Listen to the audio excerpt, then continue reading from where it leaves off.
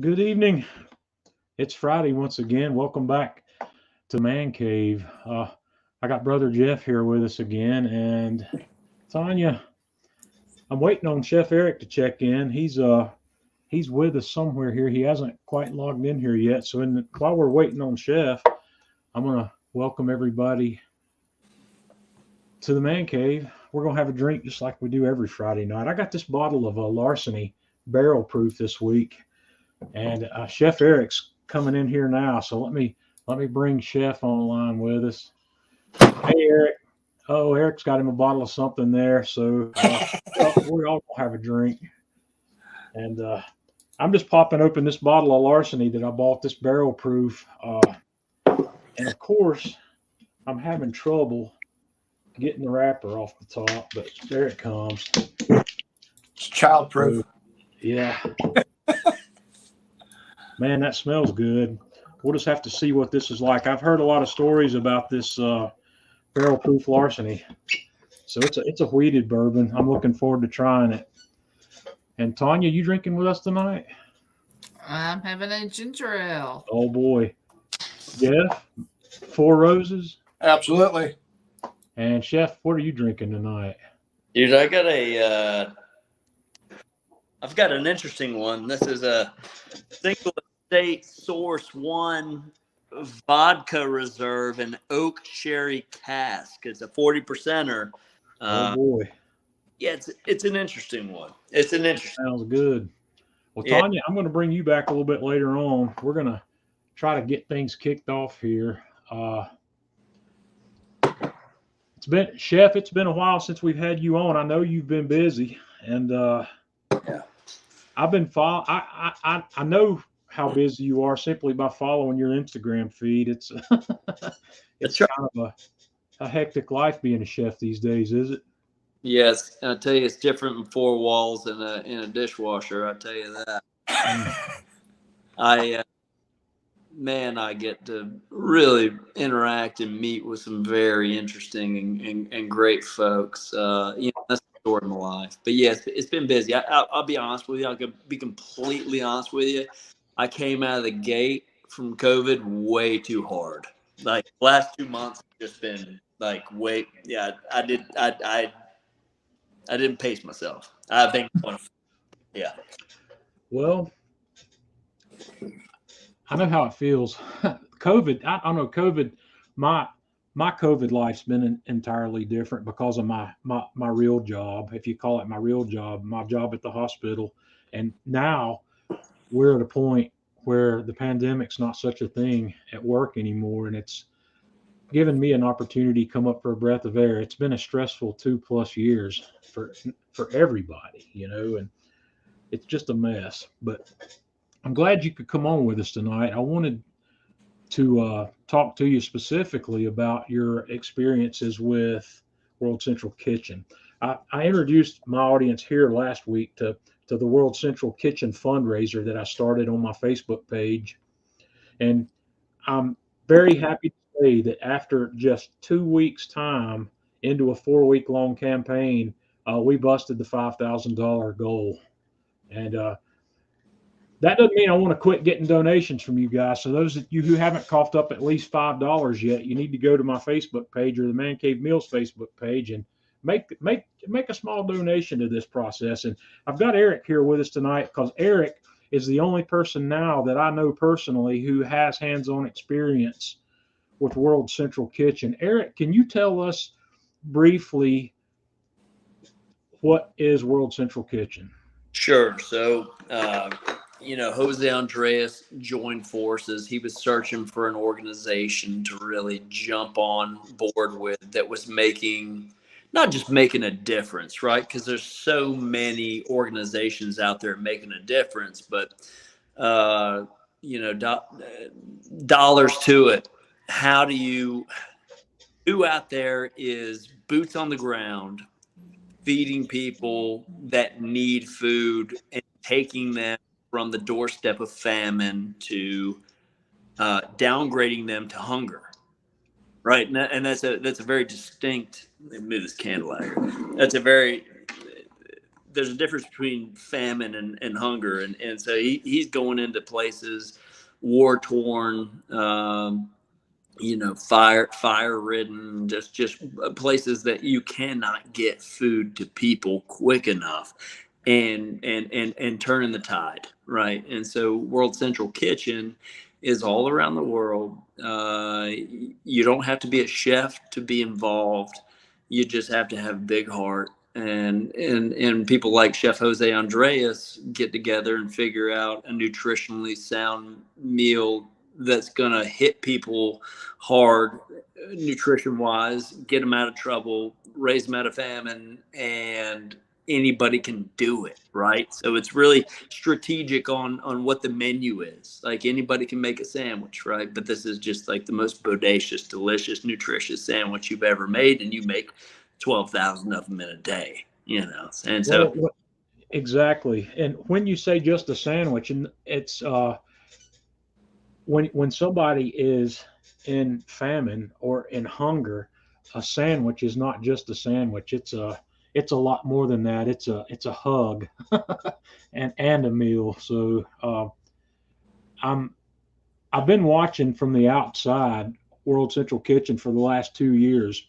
We did a fundraiser through Man Cave Meals 2 years ago, but I didn't do any during the pandemic. And I've been following those guys on Facebook and on Instagram and on Twitter, and keeping up with where they are in the world. And the Ukraine thing came up. I think these guys were making plans for an operation in Poland and in the Ukraine well before this conflict started over there. They knew it was coming, and I'm sure they were making plans. How do you become a volunteer for World Central Kitchen? What's the game plan there? Yeah, so it's super simple. You just go to worldcentralkitchen.com, and if you want to donate, you just go to donate.wck.org, or John's fundraising efforts, which have been just tremendous in the community. So everybody who has or who is willing to donate, check out John's link there. And thank you very much if you've already donated. But I would say, just to jump back a little bit, if you're feeling anxiety about what's going on in Russia, what's going on in Ukraine, for me personally and my family, the best thing that we found to alleviate that anxiety was to do something. And at first, that was to donate money and funds and awareness to what World Central Kitchen was doing. And there's a lot of organizations out there that you're like, well, how much money's going to the actual administration? What's going on to this, that, and the other? World Central Kitchen puts the dollars towards the people that need it the most. And so that's why we jumped on board with them. So you can literally go on their website, and if you have the funds and the time, you can go over there, and they'll put you right on the border, the Polish-Ukrainian border, or you can be closer inland if you like. You could be in Warsaw, or there's other places. There's places all around the world, like what's the wildfires that are happening in New Mexico right now. You can go there. The wildfires that are happening in Australia right now. You can go there. World Central Kitchen is really about the world and about the people, not just the people that they're feeding, the people that they're bringing off famine's doorstep, but also the people that are creating the meals to do so. So studying and knowing the nutritional facts of the people in Poland, it's going to be a different menu than what you're going to find in New Mexico, right? We're serving borscht and a lot of beets and right. Donated foods, but also foods that are paid for by donated dollars to make a difference. And then going into Ukraine and going to the railroad stations and the refugee camps, and and further east into Lviv, into Bucha, and just making a difference there. But if you want, you can sign up for the Shemishal and it sounds funny. It's pronounced completely different than it's spelled. Like us folks here in the U.S., it's like PSY. It starts with PSY, but it's pronounced Shimshul. And you don't have to know that. Just go on and look at how to get involved. And you can sign up for a week of working in the kitchen, and it's around 11-hour day, and you're there and just creating gorgeous, delicious food with top chefs that you've seen on television working side by side with you, that you become accustomed to, just like you would your neighbor. There's zero ego, and a lot of the folks from Top Chef, a lot of the folks from Chopped, a lot of the judges and executive producers and Jerry Seinfeld's wife. Like you never know who anybody is who you're working next to till they leave, and they're like, "Hey, do you know who that was?" And that's so much better than folks toting around who they are. There's just a lot who care, who have big hearts, and anybody can do it. Anybody can go, donate money, donate time, donate effort, and that I find is the best way to alleviate that feeling of, what do I do? How do I help in this conflict? Right. It's definitely an interesting concept. The food. Well, first of all, thank you for sending me the pictures. Let's have a look at some of these pictures that you sent me. This is the first one, and I remember. I think this is the first picture I saw after you put the boots on the ground in Europe. Tell us about this. So I wasn't even off the plane, and the Delta team, who are you fly into Krakow, Poland, and the team found out. I was talking to somebody, whatnot, and first of all, this was happening when Carolina was playing Duke. Do you remember? Yes. Carolina was playing Duke. It was Krzyzewski's last game. It was the Final Four. I just like the majority of situations in my life, I hit flow stasis on the airplane, and I was watching the game with the airline attendants, and they finally asked me, "Hey man, where are you going?" And I was like, "Well, here's what I'm up to. Come on, Joe. Middleby Corporation. Everybody that agreed to, I'm going, and they're supporting me, and all good things." And so they, as you can see in this picture here, that's just one small bag, but they gave me 100 first-class amenity bags to hand out at the refugee camp, and that comes with socks, toothbrush, toothpaste, floss, shaving cream, a bit of a razor, and tears were flowing on the airplane. Big hugs, and they asked me not to tag them individually on there because they weren't sure how Delta was going to feel. They felt pretty good about it, and good. When I went to Tesco, which is on the direct border, and the train, so the train comes to Medica and then unloads, and then refugees get on buses and they head to Tesco, and this is the major flow of refugees from Ukraine to Poland. So they're in Poland now. They're finally in a safe zone.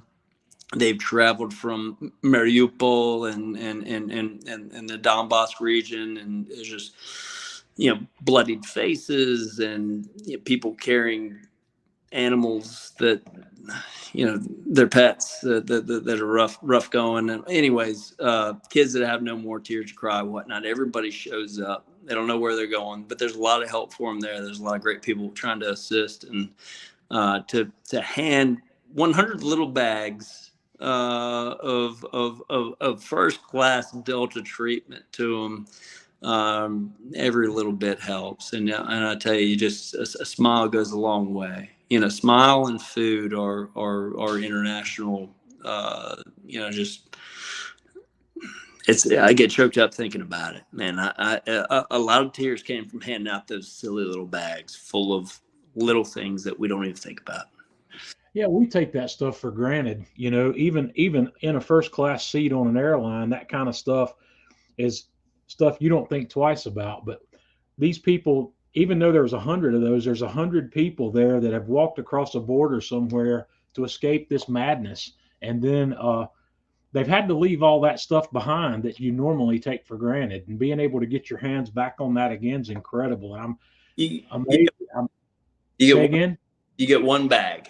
You get one. Yeah, You're getting on the train. You get one bag, and if you're getting into another vehicle to transition between Russian-held positions to Ukrainian-held positions to Russian-held positions, and then forth, chances are your bag has been gone through and demolished, and you don't even have a bag, right? If you make it to a train, and you make it to a train or a train station that hasn't been targeted, so right.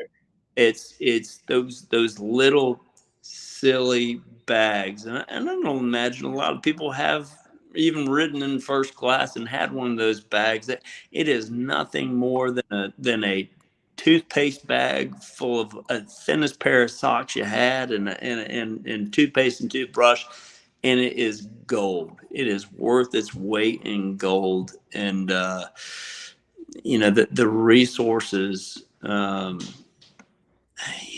I cannot reiterate, like, that's a big deal. But every dollar spent, every dollar given goes a long way. And as you see in that picture right there, it's freezing in that picture right there. By the way, it's below zero. I've been sleeping in a car for 3 days, and at that point got another 4 days to go in a car, still sleeping. And that's right outside the kitchen. But those bags went such a long way. Those amenity bags, and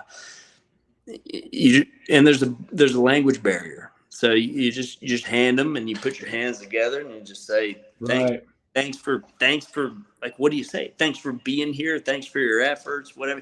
And hopefully, 9 times out of 10, you make a good friend that's a translator, and you just for me, it was so important to let people know on the border that we're cruising over, to let them know that people from North Carolina, people from Georgia, people Mhm. from Texas, people from Florida, people from California, we see you. And like Ukrainians, we see you. The amount of disinformation that's going on that you hear about, like, we see you, we know what's going on. We're not swayed by the disinformation. Like, they don't know that we know.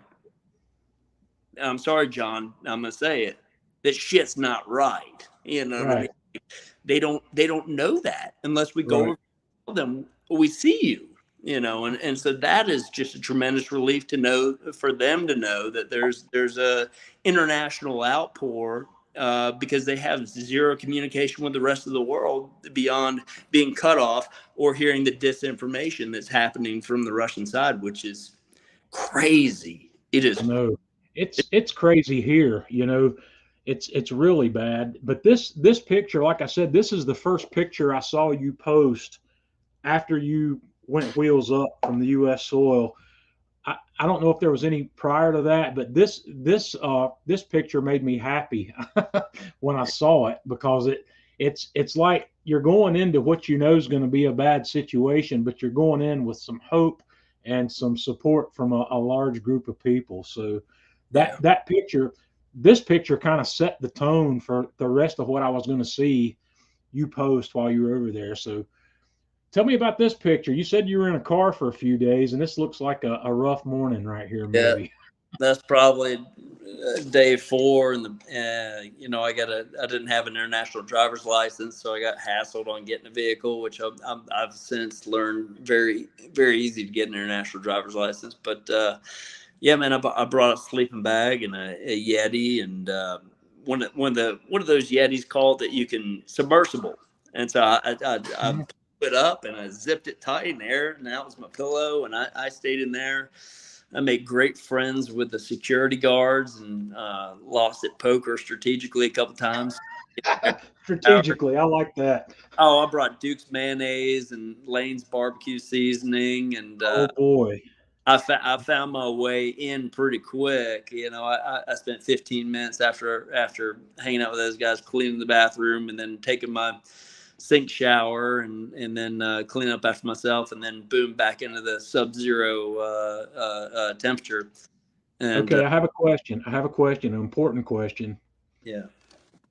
Duke's mayonnaise. how many of those people that got the Duke's mayonnaise just wanted to come back with you after experiencing that loveliness? I'll be honest with you, they didn't like it. They did. Oh no. No, Oh, they like the vinegar base, which is odd, right? Because borscht and all these vinegar things, but they like the creamier, not even the salty Hellman's. You know, Hellman's, the sweeter Hellman's, wasn't their deal. They, even the Dutch, right? They've got their own specific style mayonnaise, and they put it on all their. They don't call them French fries, but the fries.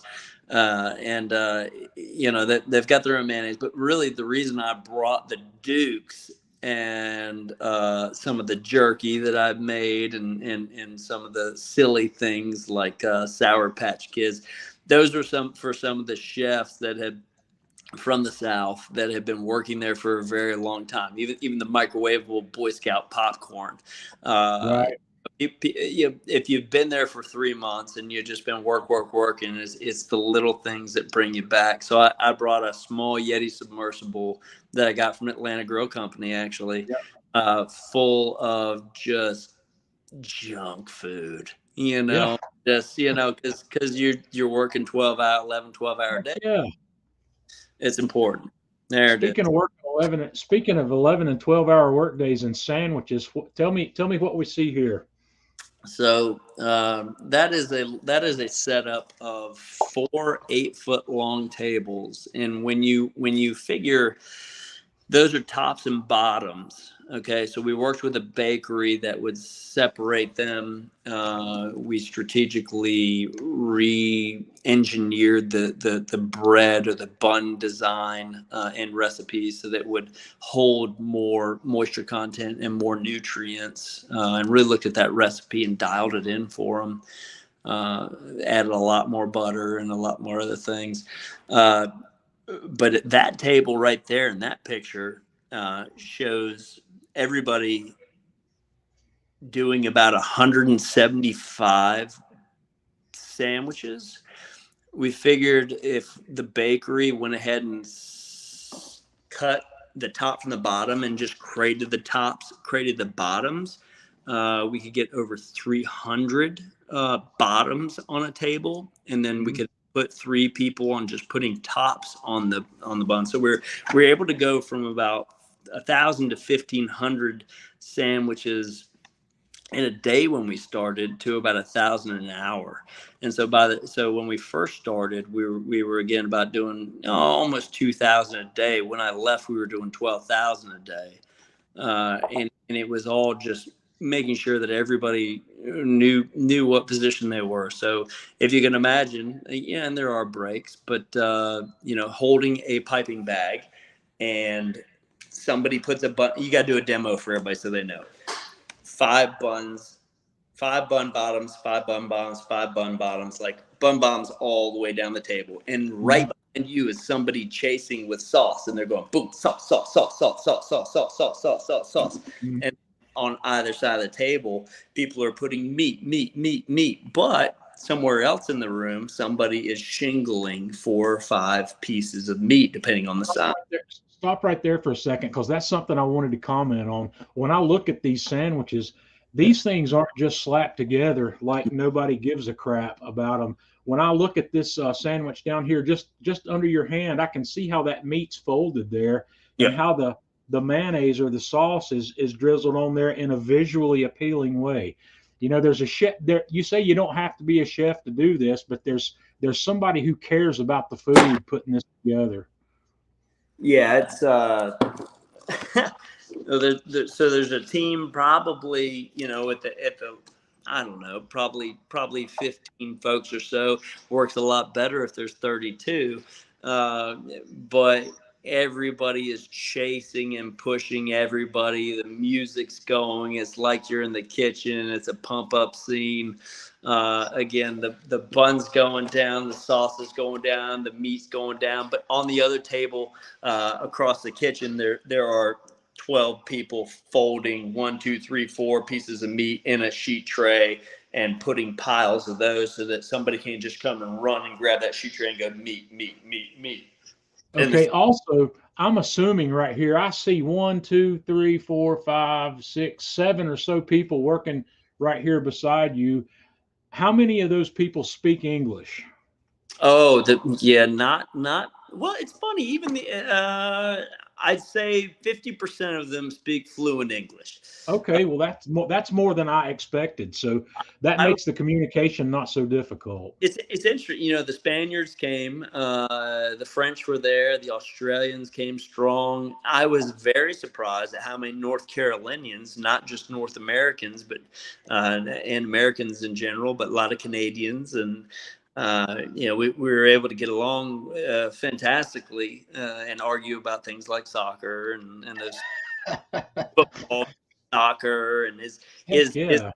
is a pizza with the Italians truly considered an open faced sandwich? These things that bothered us for years. Source of the hot dog, those sorts of things. But Fabian, the French guy right next to me making perfect fleur de lis of cheese. I'm like, bro, let's go. Come on, go, Heck go. yeah. And Absolutely. and you joke them, you're like, oh, no one ever knew about food until the French invented it. Let's go, bro. Let's go. I can only imagine the banner in this room. It's Oh, got to be crazy. it's crazy. And I'm not even like, I'm insane, but I wasn't even the most insane, Oh, right? I know how you are, and if there's anybody even I, close to that same level, it's got to be crazy. I didn't hold a candle. I didn't hold, and, and it was fabulous. And that's the only way you get through 12 hours of piping sauce. That's the Hmm. only way you get through 12 hours of handling bread. And then you remind yourself these are the most important sandwiches you've ever made in your entire life. And Absolutely. so it's scientifically proven that a sandwich made by someone else is the best sandwich you've ever had. So we continue to remind ourselves of these. Jeff knows that. We continue Mhm. to remind ourselves of these small things that are the big things, and the only way, this picture tells it best. This is what haunts you when you sit down between 1 o'clock and 1:25 and sit down and have a bite to eat, and then your head's you start getting in your head, and And who's feeding you guys? well, so on one side of is the sandwich line, which takes a large amount of people to bust it out, and on the other half of the kitchen are these like 8 individual 8-foot large inside circumference paella pans. And so there are, volunteers and top chefs working in those big, deep paella pans, making borscht, making beef stew, making goulash. And then someone in charge of making sure that food is laid out. And generally on the hot side, that's where the chefs go. And you'll have a couple of chefs jump over to the sandwich side. I tracked over to the sandwich side for the majority of the time just because I was having so much more fun. And I'd rather be a pump up artist, but still spend a lot of time on the other side as well. Uh, just really neat. And so here I'm sitting down with a guy named Dangerous Dave, who, if anybody's ever heard of the television show, uh, what's the TV show where the people are on boats, and it's a Bravo TV show, and they're on mega yachts, and they've got the crazy people with them, and the chefs going nuts, and the stewardess are going nuts. Below Deck. It's Below I Deck. haven't seen that one. Oh, but it's the number one show on television. It's the number one show in the world right now. And so that's Dave. Dave, I think it's this week actually. So it's this season. This is Dave next to me. He is the chef, and he promises there are tiers and hookups and everything. So if you want to see some serious culinary drama, check out my boy Dangerous Dave here from London on Below Deck. Got a couple of seasons to catch up on, but he'll be the present chef on Below Deck. Yeah, I'm gonna check that out definitely. You're gonna get hooked. It's terrible TV. It's perfect. This is the if anybody's ever watched Chopped. This is the head judge on Chopped there, Chef Mark. Really, I really, thought that might be who that was. I recognized him, and I was gonna ask.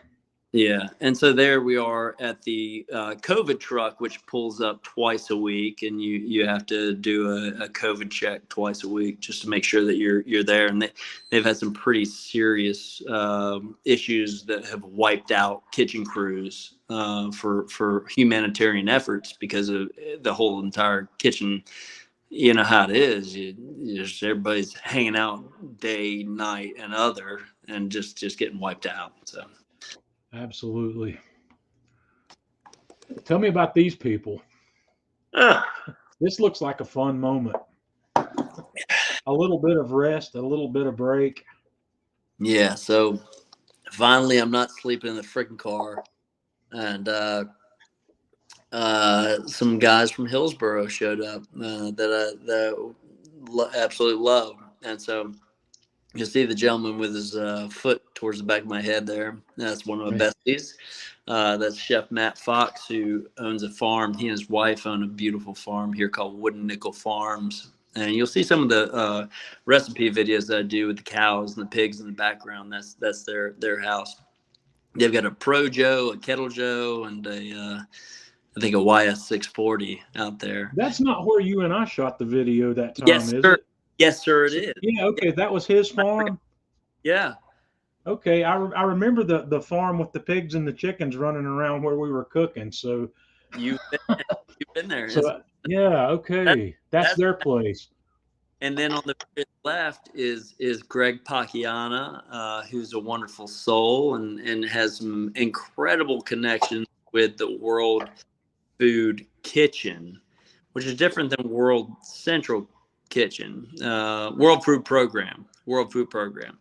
And these people have it figured out that, let's say you're not all about the humanitarian hubbub of going other places and saving people, and you're in North Carolina and you're like, well, people in Durham, need food just like people in Afghanistan, just like people in Ukraine, just like people in Poland. Like, I get that. And they break it down, this organization, and say, hey, if we can get these places, if we can get to the people in places that need food in these war-torn countries, we can feed them for 50 cents a day. That's 3 meals, 50 cents a day, versus if they are removed and liberated to, say, Germany or somewhere else, and that's $70 a day. Mm-hmm. And so if the humanitarian aspect of it doesn't apply to you, perhaps the economic side of it does. And right. They're reaching 150 million people per day. So an amazing program as well. This is this picture? This is Noah Sims. So Mountain Man Noah Sims from North Georgia. He will be at the Atlanta Grill Company party. I've conned him into showing up. He is awesome. He is I think a season 10 Chopped winner, and he's gonna hate on me bad if it wasn't Chopped. It wasn't Top Chef. I think it was Chopped. It was Chopped. I don't have a television, so I don't know these things. And they keep asking me to be on these shows, and I have zero interest. But I love the people when I meet them. So this guy makes it happen, and I wouldn't waste my time with him if he didn't. I mean, he just showed up day one and started making a difference. And to meet a fellow Southerner out there is obviously an attractive thing. You're drawn to each other's mannerisms right off the bat and able to bust it out together. But he's the dude that got me out of the car and into a hotel because he had made the connections a couple months prior. That's a good friend right there. Yeah. So Noah is a great guy, and you can see it in the top right there, World Central Kitchen. So that's the entrance to the kitchen there, and I just I hit that every day and every morning. Are we still in Poland here? Well, that's right on the Polish border. So that's Szymon, right on the Medyka border. Yeah. All right. Another photo from the sandwich line. Yeah. Again, we were making 12,000 sandwiches a day. We actually did a fundraiser where we were doing 10,000 sandwiches for $10,000, and sure enough, we surpassed both. We ended up making 12,000 sandwiches and surpassed the $10,000 mark, but I don't know where we finished. Those sandwiches look great, Eric. I've had sandwiches that don't look anywhere near as good as these. Yeah, yes, sir. I mean, there's so much love. We all know that happy people make happy food. Absolutely. Let's see where we are now. This, I'm assuming you're moving from one area to another here and snapping a few photos as you go. So this is Ukraine now. This is a little east of Lviv, and just to show you kind of some of the just a little bit of devastation. Here was a farm shop, and there was two buildings standing there with about a 4-foot gap between them, and one was completely demolished, and the roof half ripped, and some shrapnel tore through the center lateral part there. But it's, yeah. So this is kind of messed up, right? You see stuff like this. That's a civilian vehicle that looks like it was used for target practice, and you don't know if at the beginning of that there were people in there. And then that's horrible. And then there's a person back here in the background on this picture. I was going to ask you if you knew about that. I've not even seen that person. I'll be honest. That was just a snapshot. You blow it. No, I have no idea. But I tell you, when you're driving in the U.S. and you get back from every single car that you drive past that's on the side of the road, it's weird. You're looking for the debris stuck in it. It doesn't happen anymore. It happened for the first 4 or 5 days I was home. Yeah, I was just looking for every piece of shrapnel and every single freaking Prius on the side. And not that Priuses are on the side of the road, but just every vehicle on the side of the road. So look at the gentleman on the far right here. His name's Quan. He is a former Marine and military specialist, and he's created an NGO, a non-government organization called Task Force 824. So TF 824. 824 is the 8/24 is the date that Ukrainians celebrated independence. And so what he does is interesting. So when we were taking a pause, if you will, I know my wife was watching this. When we were taking a pause from working with World Central Kitchen, we joined forces with Kwan's organization, and his job, his passion is his mission is taking medical supplies and survival supplies into hot zones from Poland, working eastward into Ukraine, and then with the empty vehicle, bringing people back to the Polish border. And so he transported us to.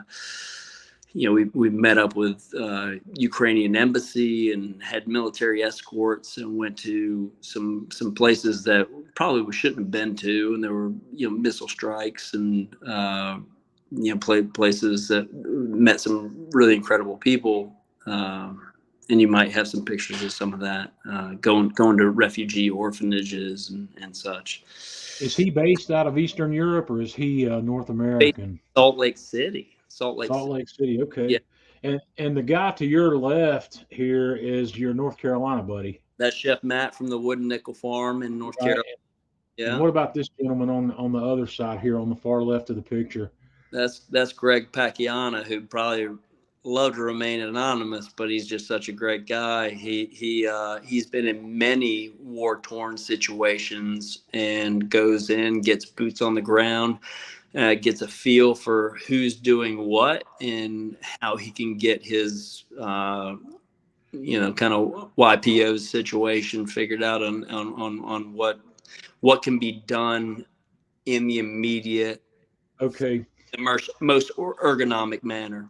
Absolutely. Now, the guy on the right in the photo here that we talked about first, don't let me forget that task force organization, because that might be it. that might be another organization that's a worthwhile for a fundraiser down the road. No, That sounds incredible to me.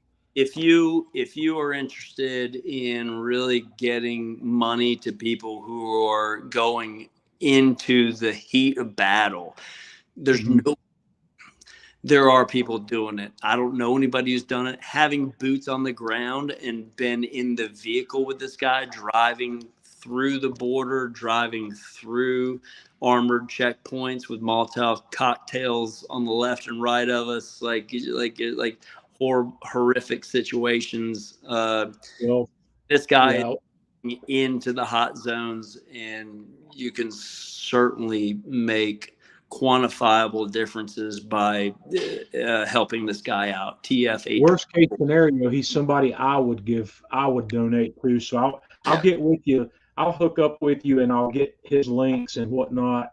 That's definitely something I want to look more into. I was unaware of that until just now. I'm not familiar with his group. Every we did, yeah.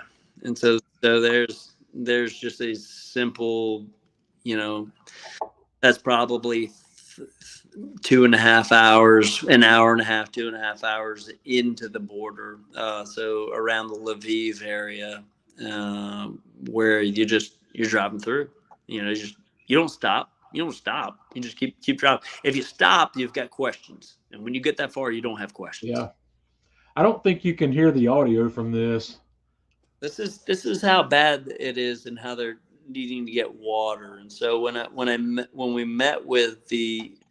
we finally got into Ukraine after World Central Kitchen, and we were working with Task Force 824, we met with some of the Ukrainian embassy folks that hook us up with an envoy, and they shared this video to us to kind of reiterate how tough it is to get potable water.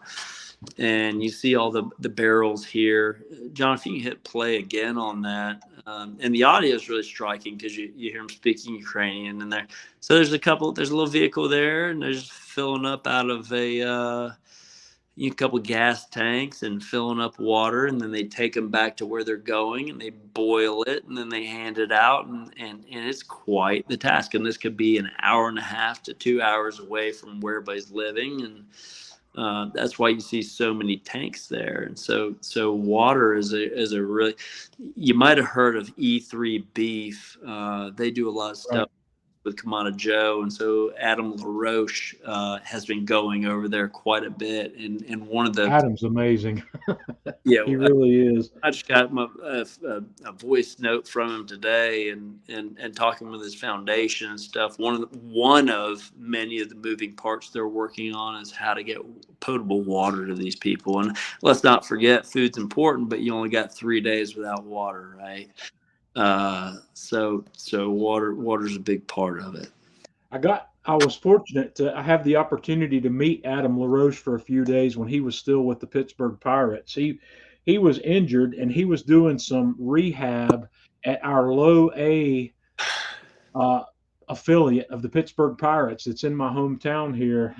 He was here for 2 or 3 days, and he's playing low A ball, and he bought us all dinner the first night he was there, the whole team and everybody that was associated with it.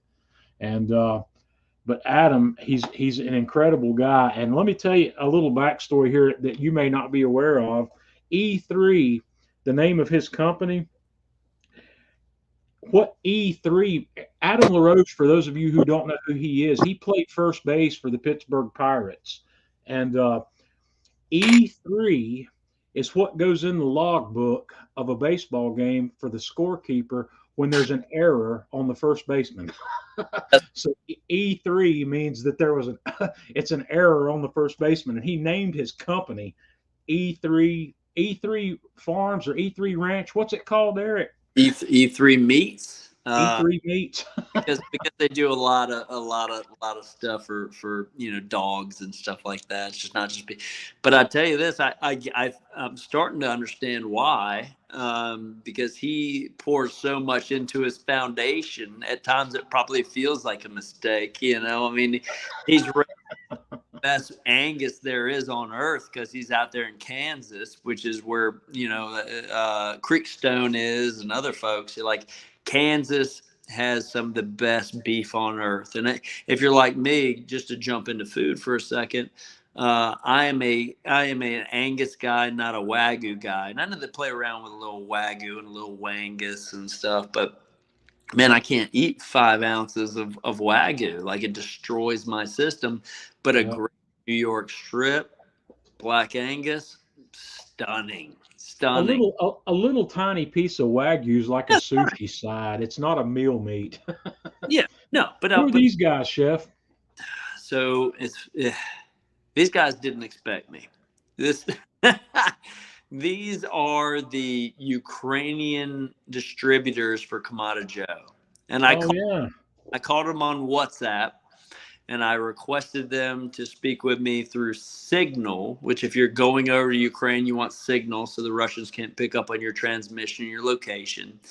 And I sent them a note, and I said, hey, I'm coming over in a couple of days. And I didn't hear anything from them. So I reached out to our German European distributors and stuff. And I said, tell these boys I'm for real. Like, I'm coming over. And, and so I met them, we had lunch, and then, we met in Lviv. They showed me pictures of some of their stores further east that looked stunning, like really cool. And then they showed me the after videos of them walking through, and I'll send you the videos. They sent me the videos of just them, the before and after. So you see people walking around in a shopping mall with grills, Kamada Joe's, stainless steel grills all over the place. And then the 3 day later shot of them walking through, and it's complete rubble. In fact, there's a Kamada Joe, just complete rubble. I'll send you those videos. It is heartbreaking. It's gotta be. Yeah, and here's a couple guys that are just trying to make a go of it in a marketplace that hasn't yet celebrated the grilling lifestyle. They are the ones leading the forefront, and their whole business plan wiped out from under them because somebody decided that they didn't deserve sovereignty. Oh boy. Yeah, and so here we are. Greg on the right, Matt Fox left, 2 Hillsboro boys. The gentleman you saw in the picture before, they gave us a 6-hour tour of Lviv in between air raid sirens and everything going on. We saw some of the incredible architecture, and these guys are brought up in school to know every single date of every single building. So we're going to 12th century cathedrals, and by the way, it's Palm Sunday. They celebrate Easter 2 weeks after we do here in the U.S. So it was Easter for us, but it was Palm Sunday for them, and so we're going to these incredible cathedrals and going to mass and just seeing. You could imagine the tears of people and the hopes and fears of people walking through these doors, and the last thing you want to do is be a war tourist and take a photo, take a video. So we found opportunistic times when no one was around to find unique places to take videos and pictures of just things that we saw. But generally, it was not a proper time to pull out a phone. Every single moment felt important. It felt reverent, and it was exhausting. I bet so. And I gave him 5 years and 3 weeks. Tell me about this one. Fuck. Yeah. This one looks like it hits pretty hard. So Tasha and Navalia here are in an orphanage, and this is pretty far into Ukraine, and you can see all the netting around them, and then in the forefront you see strips of green cut. So they've lost parents in the conflict, and they're job, if you will, at their age is to make ghillie suits and ghillie nets, which is, if you're not familiar, it's a form of camouflage, right? It with netting with those strips that you see woven through them, and so instead of sitting there playing soccer or doing homework and doing the things that they need to be doing scholastically, they are making camouflage and surgical kits for frontline soldiers and surgeons for the war effort, and they're very familiar with what it is we're doing. And so there's about 100 of them there on site, and they had 3 showers, and so they need to max out. We were able to scrounge up some cash between the 3 Hillsborough boys, and we pitched in $1,000 and got them 3 more showers, which maxed them out. So there's a lot of tears shed there, and that was on Easter. That was on Easter morning. Easter morning, met a bunch of kids that weren't playing soccer. They were making camouflage ghillie suits for armored tanks and armored people. That's pretty rough. That's a tough one. And then, by the way, I've got a 10-year-old and a 6-year-old. So yeah. Hey, this picture is, I asked you specifically for this one. This one, I love the story behind this, and I want to hear you. Let's hear about this egg. Yeah. So even in the midst of conflict, everybody's there is just so generous and so giving. And we met a chef who ran the hotel that I ended up being in, that Noah Sims got me into, and that kind of put us up. And his grandmother, the chef's grandmother, carved goose eggs. And this is a very special traditional thing done in the time of Easter. And they're very religious people, and they made a couple special eggs for us, and some of them have the American flag on them, and this is just a very traditional one. And I didn't look at this. This is me in the airport way back. And by the way, I pushed my flight back 3 times, and finally my wife was like, hey bro, get your butt home. Yeah. She said, Eric, it's time to come home, did she? Yeah, actually, John, funny inside story. I know we're getting away from the egg here a little bit. My wife, while I was gone, reached out to John for some culinary need some culinary advice. I don't remember what it was. John, what was that? She was going to do some kebabs on the Joe, and she wanted to know. She was asking me basically how I would set up the Joe to do kebabs. She wasn't sure if she was going to go direct or indirect, and I kind of gave her a 30,000 foot view of a basic way to do kebabs. And what'd you tell her? Well, I told her, I said, you're going to want to fire up direct and set up a little 2 zone where you can move on and off the fire if you want to. And where I got myself in trouble with your wife is I said, I want to see pictures when you're done. So she did. She sent me some pictures, and she ultimately, for whatever, I don't remember the exact reason now, she was not happy with her outcome on the kebabs. I don't remember what she said didn't work out right, but something didn't work out for her, and I just don't remember what it was. Trying to take pictures of the damn thing, you know what I mean? Probably, yeah. That creates problems. You'll either sometimes you'll burn something over direct fire if you stop to take a picture of it. So, but no, I don't think she was overcooked. I don't think she got as far as she wanted to, maybe.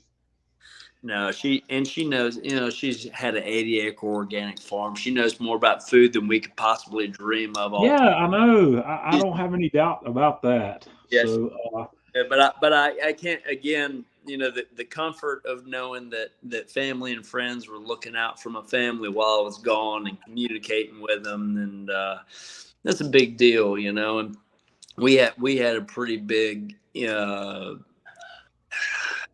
it was tough, right? I had to make a decision. Do you tell your wife that you're going over to Ukraine and do this, that, and the other? The one person that can talk you out of it, do you tell them up front, or do you? Well, let's talk about that. How did she take it? How did she take it when you said, "I'm going to the Ukraine"? I What didn't did she say? say it. I didn't say it. Nope. I made a mistake. So I made a mistake. I said, in my mind, I said, okay, instead of telling Jenny right up front what it is I'm doing, I'll savor the, how many ever days of not sleeping and torment of how am I doing, and I'll just tell her when I get back. And that was my fault, and that was not wish to make. And I'll be honest with you guys. I'm telling you right now, and Jenny might see it, she might not, and other people watching this, like I made that decision. That was not my decision to make, and I'll regret it for the rest of my life, because you just don't hide things from your bestie, Yeah. And, but she's got the 2 kids here, and she's holding down the fort, and she's a champ, and that conversation of, hey, I know I've already pushed my flight back twice, but I need to go into, Eastern Ukraine, and I need to go east. It's not a. It was a cowardice move on my part, and to be honest with you, it took me out of the moment to not being as honest as I should have been, which is not cool. So well, you have a calling, and that it's obvious. Yeah. And so now I think Jenny and I, we're doing great, obviously. But I say obviously, we're doing great. And we're thinking about going back in June, because we got Spoga, like a German trade fair. I got to be there for Kamado Joe, and we steal the show every year. Spoga's huge. Spoga's like the HPB here in the U.S. It's maybe even bigger. It's huge. It is the largest trade fair. The only thing we're missing is Jeff and John. Well, tell Kamado Joe to send us. They'll do okay without me. Oh, John. I don't know. My fan, Chef. I think my fans are in Australia. They're not in Europe. You're a national treasure, brother. I've got some fans down under. I don't know how much my stuff carries in Europe, but I do. Oh, I love my Australian buddies. Oh, you translate very well in Germany. Oh, absolutely. No. Well, time I go over there, they're asking questions about you. Absolutely. Well, I'm looking forward to cooking beside you. Hasselhoff, I like that. No, Hasselhoff can have Germany. But man, I'm looking forward to the June 4th event at Atlanta Grill Company. That's going to be the first time I've gotten to see you since probably the last Atlanta Grill Company event. This pandemic has been horrible, and June 4th, I'm looking forward to hanging out with you and cooking with you. And like I said, when we talked yesterday, Jeff and I are going to be down there Friday. Or Jeff and I are coming in on Thursday, but we're going to be Friday available all day. So, we're there to help whatever prep kind of work you need done. We're going to help with that. Stephen Hickey there. Stephen's coming in. We're going to get to have Stephen with us. Several of our other followers here on Friday night are coming in also. We've got a pretty good crew coming. Luca, unfortunately, decided to take his family vacation in Italy that week. So traitor. We're not going to get to have Luca. And but anyway, I'm really looking forward to June. We'll talk some more. You and I'm sure we'll talk some more before then about what's going to happen and when and how and whatnot. When we talked yesterday, you didn't have any food plans yet. I'm super excited about it. I'm excited to meet everybody who I've met before and meet all the folks that the encore of people who are like, see you June 4th has been nuts. Yeah. And it's going to be a crowd. You know how that event is every time they have it. I think it's going to be huge this year because it hasn't been anything for 2 years. Yeah. I think it's off the frickin' chain. Mm-hmm. I think you're right. And so I'm flying in I think I'm thinking about flying in the head rancher of E3 Beef and telling him to bring a couple cows and just, Cool. you know, Make it a beef event, beef only. well, I can't do that because I love my steak. Nah, gotta have some pork. I love my pork, even if we get, so I'm thinking multiple cuts of pork, but setting up a table in the middle where we can just edutain and we can talk about this is where this cut comes from. This is why you want to cook it this way, or here are several different options of how to cook it this way, and bringing experts like yourself, John, and Jeff, and really like, let's let people hold the knives. Let's have them cut out a tri-tip from where. But let's cut a picanha into culotte steaks. Let's do things so that we're not just showing them. We'll show them once, but then I've got 15 other steaks where they can hold the knives, put on a pair of gloves, and cut it themselves. Because if you do it once, you own it, and that's always been my thing. It's cool to watch me cook a steak for about 3 seconds, but to watch somebody else do it and own it for the rest of their lives, you can have that experience as well. So I think showcase as many accessories as possible and show what we enjoy a soapstone for versus a cast iron, and then why. Yeah. But I love the soapstone versus cast iron debates. But these aren't planned discussions. Like I don't. I feel like people want to know exactly what's going on, and I tell you, we're at our best when we have no idea what's going on. We're at our best when we're in the moment, saying, "Oh, well, I wish I had a cast iron going on here because, like, I can see the fires dying. But look at this; it's the divide and conquer system. I can drop it down to the lowest setting and drop the dome and open the control tower, swivel it all the way, and now it's a chimney." There's no rule against changing your grill setup after you've started cooking. Nope. There's no rule. There's no rules at all for cooking. You make it do what you need it to do in the moment, and it'll do it. We got to steal a quote from our good friend Francis Mallman, and he's a beautiful man. And he says, "Cooking with live fire means you're living on the edge of uncertainty." And so, he's the Patagonia? Yes, sir. Yes. Oh man, that guy's amazing. If you have not seen the book or don't own the book 7 Fires, let me know. When I make $1 million, I'll buy it for everybody. He was on the first season of, was it Chef's Table on Netflix? I don't have a TV. I don't know. Okay. He's on one of the Chef's Table series on Netflix. That's how I figured out who he is. Yeah. He's crazy. Yeah. Well, he'll go out there and chop a tree down in Patagonia and drop it, and then all of a sudden splay out 4 lamb, and then it's a party, But he's a chef poet. He's and I truly love his sentiments and his when you talk about live fire, and we love cooking with lump charcoal and fire. He talks about it to the bare bones, and like the way he breaks it down. Stuff. Are you guys hearing a little? I'm getting a little feedback here. Are you guys getting that? Yeah, I'm not sure where that's coming from, but it's nothing major. Okay.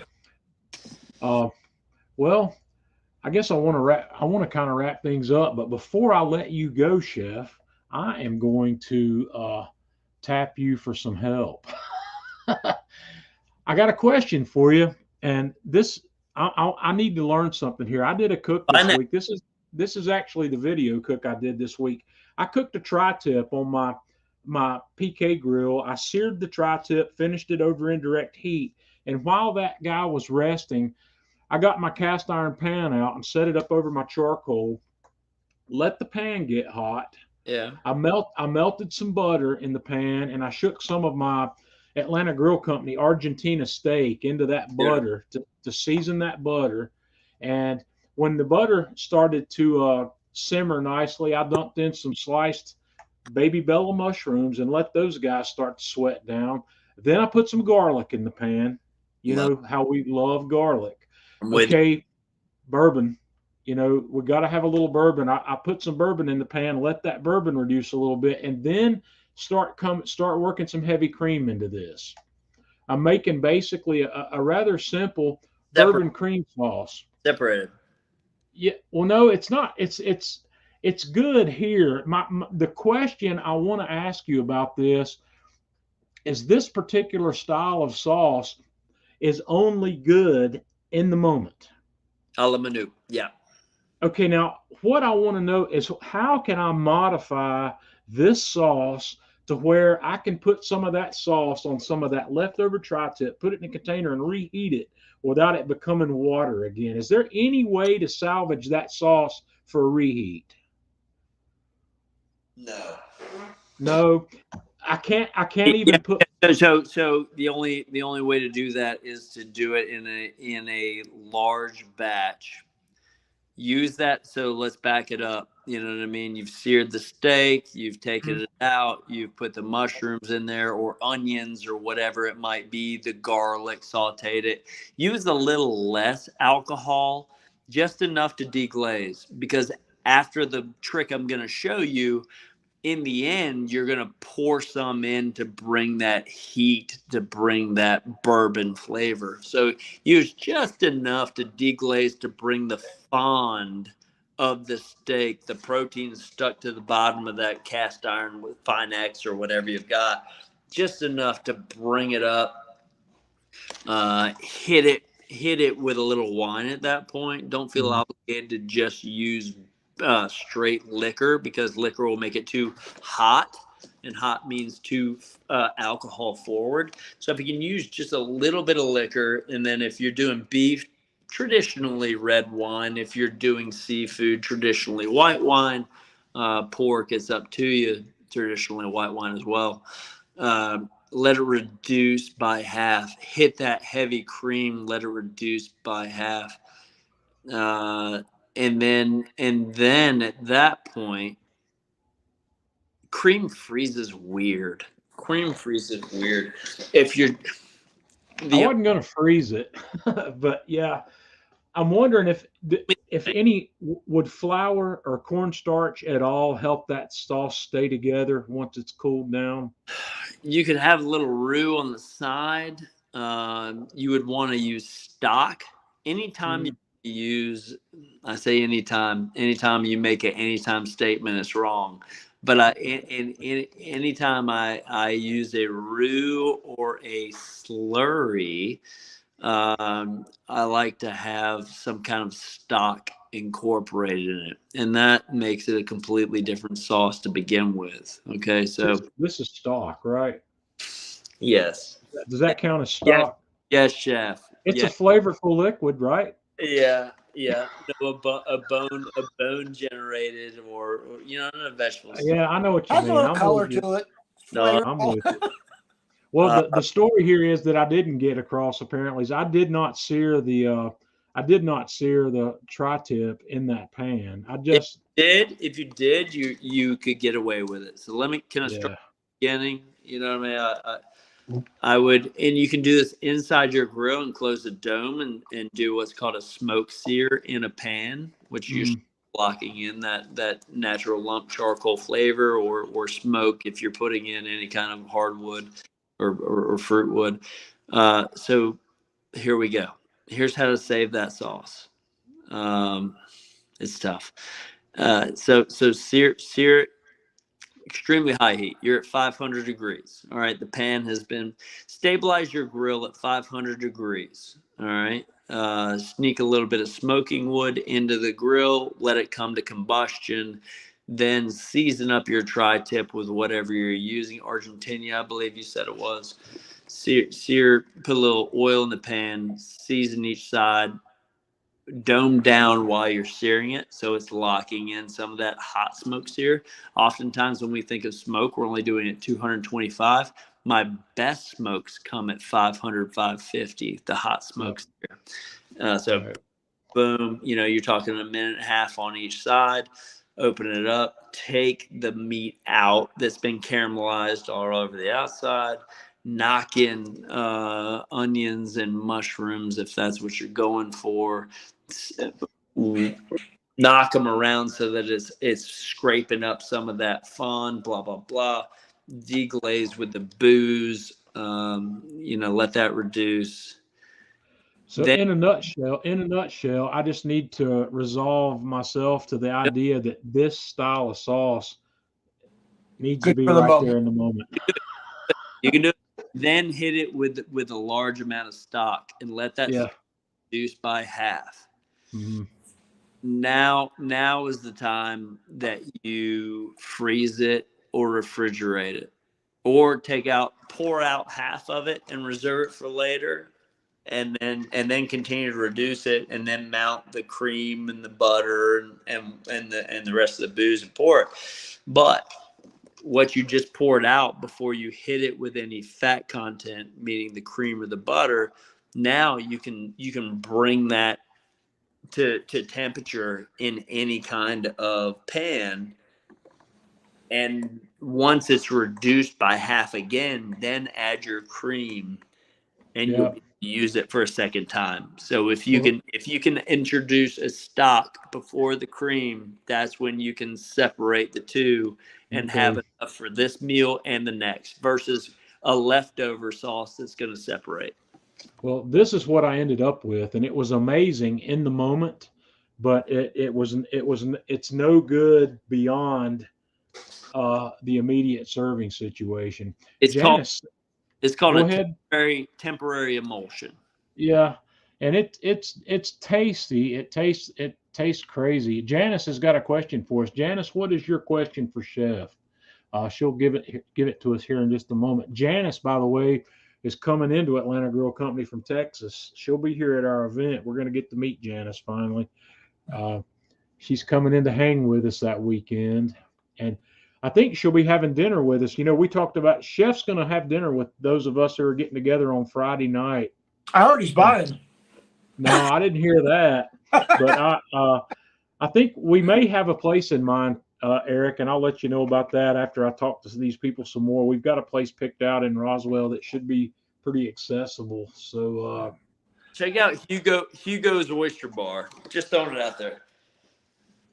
Hugo's Oyster Bar. That wasn't what we had looked at, but I'll have to look at it. It's in Roswell. It is my favorite. Just check it out. Hugo's Oyster Bar. Okay, we'll have a look at that. It's about 12 minutes away from AGC. Check it out. We were looking at a wood-fired pizza place, so we'll compare the two. Yeah, please do. But they've got a tequila. Anyways. Okay. Somebody make a note of that, and we'll have to look at it. I'm all for oysters. I got no problem with that either. So, Chef, will you be wearing your new cowboy boots? Janice says. I haven't decided. You know what I mean? I'm on the fence of where I'm at with that. It's comfort versus style. Probably not. You're Texas. I might. If you're wearing your boots, I'll wear my boots. How about that? Janice, he's got to be on his feet for 12 hours on Saturday. Nice, but I got some nice new boots. I'm pretty stoked about. They're a little more metro than I'm used to, so I'm trying to get used to them. But I don't know. Eric, I do have some good news for you. I will not be wearing my Chef Eric's sous chef and saucier shirt this time. I'm leaving that behind. Hey, and I hear we're gonna have Myron Mixon's gonna be there, who I've never met. I mean, He's crazy. You're gonna love him. 1,000 different events, but we're always so busy we never talk. Yeah, he is really a down to earth individual. I mean, what you see on the show and what you talk to in real life is like opposite ends of the spectrum. He is down to earth. I hope I meet him this time. That's all I mean to say. I mean, but he's going to be there, and then all the other grill companies that are going to be there. I mean, if you're watching and you're not just into Come On Joe, but live fire cooking, there's plenty of other reasons for you to be there. That's all I mean to say. Yeah, there's a huge crowd of vendors going to be there. Alpha's going to be there. I think PK Grill's got somebody coming. Mixing, like we said, going to be there. I've never cooked on a PK, but I tell you this, I love the people. Like I don't know anybody else in the industry except me that'll go around helping other people set up. You know what I mean? And when the folks from PK Grill were like, "Hey, can we help you with anything?" I was like, "That's good people." You know? Yeah. Yeah. All right. And that's the way it should be. Everybody help everybody. Absolutely, absolutely. And I can't speak for the whole company, but I'm pretty sure that was the company that was doing it. You know, so I know John's cooked on their grills, and that's great. So.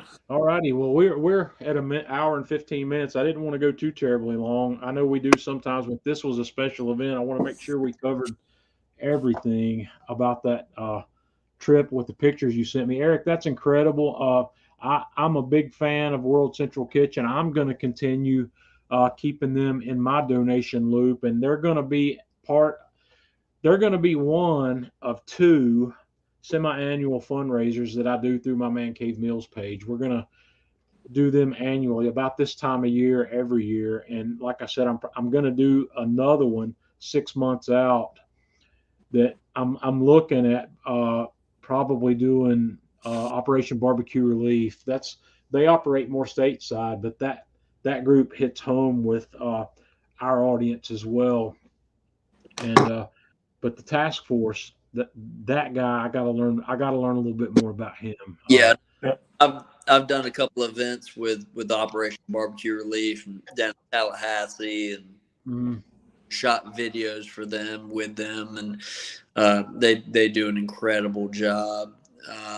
But I'll tell you, the things that are going on right now in Ukraine are gonna just watch as Russian Victory Day happens on the 9th. That's going to be a real tricky day, and I hope things don't go south. But they got a new bloodthirsty general, and the pressure to have something to celebrate on the 9th, which is next Monday. There's an onpour right now of Ukrainians coming across the border just to avoid that what if with the pressure I don't know. It's really bad. It's really bad. So anything you can do to help out World Central Kitchen in all of their efforts, but especially right now with what's going on in Ukraine would be fantastic. And if I can be a resource to anybody, check me out at Eric Gephart on Instagram. I answer 100% of the notes that come my way. It's a big part of my action. My hat goes off to you, Eric. You did a great job over there. I mean, it looks like you had some fun, if that's what you want to call it. I mean, it was a lot of hard work, and you did great service, for the people over there. So my hat goes off to you, buddy. Cheers, Chef. I hope you're going to be there at AGC, yeah? Absolutely. Wouldn't miss it for the world. You bringing Alex with you? Yes, I am. He graduates this year. Hey, is he still swimming? Yep. We just did state water polo. They came in second for the state. So, yeah, he's going up there to talk to Gary. I'll say good. Look blast. Yeah. Awesome. All right, guys. Well, I appreciate Eric once again. I appreciate you coming on with me. You're welcome here any Friday night. I like having you on regularly. It's fun to catch up with all the stuff you have going on because you don't fit inside any kind of box when it comes to a chef. I know chefs, and I don't know any chefs that do the things you do. So I really appreciate the fact that you come on here with us periodically, and I look forward to having you again. I'm looking forward to cooking with you in June. That's going to be a fun event. I'm going to make sure we have a great time. So, Tanya's running the show here behind the scenes. She's our executive producer that keeps things going in the background while I'm running my mouth. So, thank you. Hey, John, real quick before I go, I know, and Tanya,